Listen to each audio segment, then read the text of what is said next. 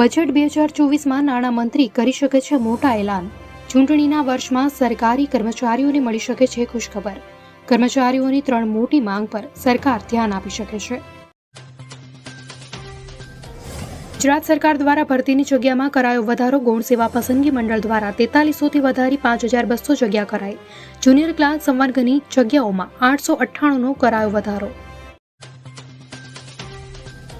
લોકસભાની ચૂંટણી પહેલા રાજ્યના રાજકારણમાં પક્ષપલટાની લહેર. કોંગ્રેસના નેતાઓ, આગેવાનો અને કાર્યકરો ભાજપમાં જોડાયા.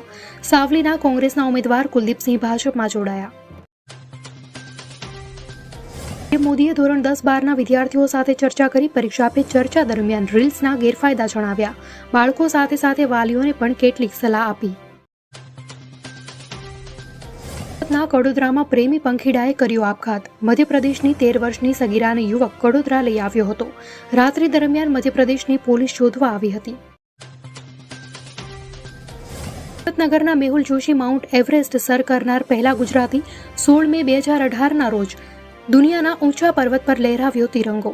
ચોથા ધોરણમાં ભણતી વખતે માઉન્ટ એવરેસ્ટ સર કરવાનું સપનું જોયું હતું. અનેક બીમારીઓ વચ્ચે પણ મેળવી સિદ્ધિ.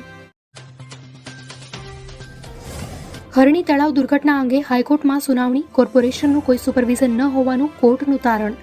મહાપાલિકા કોન્ટ્રાક્ટ આપીને ઊંઘી ગઈ હતી, કોર્ટનો સવાલ.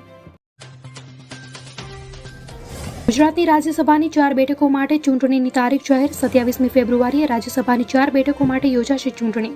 4 બેઠકો પર ઉમેદવારી પત્ર ભરવાની છેલ્લી તારીખ 15 ફેબ્રુઆરી. માર્ચના અંતમાં રાજ્યસભાના 4 સભ્યોની ટર્મ થાય છે પૂર્ણ. જૂનાગઢમાં તોડકાંડ કેસમાં એટીએસની તપાસ. જૂનાગઢ એસઓજીની ઓફિસમાંથી બેંક એકાઉન્ટની ડિટેલ્સ મળી. તોડકાંડ બાદ કેટલાક પોલીસકર્મીઓ ભૂગર્ભમાં ઉતરી ગયા. એટીએસની ટીમે નિવેદન લેવાની કાર્યવાહી શરૂ કરી. કચ્છ ભૂકંપની હોનારતને 23 વર્ષ પૂર્ણ. 1 વર્ષમાં ગુજરાતમાં 8 ભૂકંપના આંચકા નોંધાવવા પામ્યા. 7 આંચકા તો માત્ર કચ્છમાં જ નોંધાવા પામ્યા.